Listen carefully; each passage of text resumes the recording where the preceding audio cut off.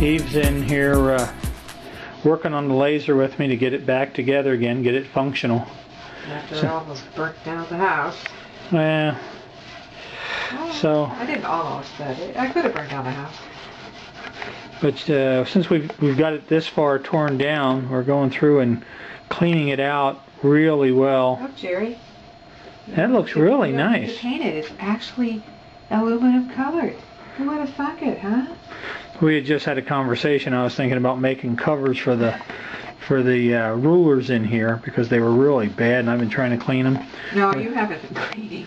I have actually, but she got in here with the vinegar, and she's been scrubbing with the vinegar in one of these little scrubby pads. I just used a paper towel. It wasn't working. No, it didn't work. Huh? Yeah, you did it really. I tried the paper towel. It wasn't working. Yeah, that's what I had used. I didn't think about using one of those scrubby things, but it really works nice. That with the vinegar. So if you've got a laser and you want to clean up your little steel rulers in there, get yourself some those little green 3M pads and some vinegar. I just cut a little square. Yeah, good job. This is the part that I was afraid that would really be damaged. This is the lens assembly for the laser, and it's a fairly expensive unit, but we were able to talk to the guy, and basically 2 screws and it comes off, and we were able to clean it up, and as you can see, it's nice and clean, it's shiny. So all it had on it was a little bit of soot, and I was able to take it basically in the sink, just put some vinegar on it and wipe it off, and then after that we used some dish detergent and just used the water spray to spray it off, and then use the lens cleaner on it. So we should be good to go. Well, if you ever wanted to see an Epilog laser stripped down, here you go.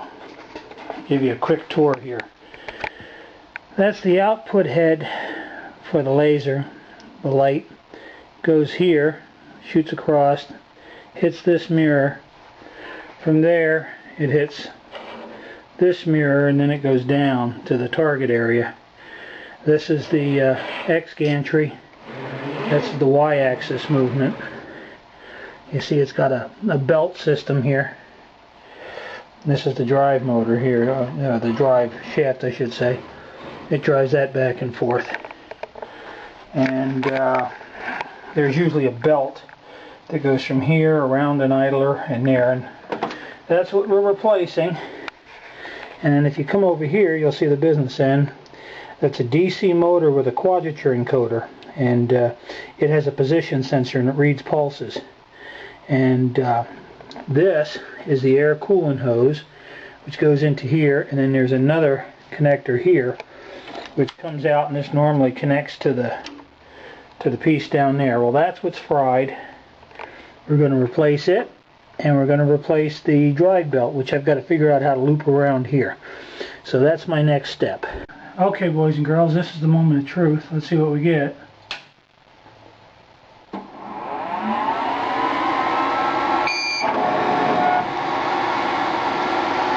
come all the way back to the end.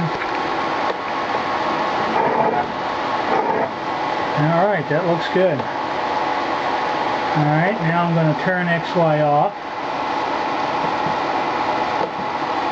Manually move the head away. And when I hit reset, it should go right back. Cool. Okay, it looks like it's running. Just got it all back together. It's doing an engrave. I broke it. I paid for it. Jerry fixed it. The laser is our wedding ring. How we met. It's big, and actually, hopefully, it's new and improved, right, Jer? Yep, hopefully so. Yay! I'm so happy about that.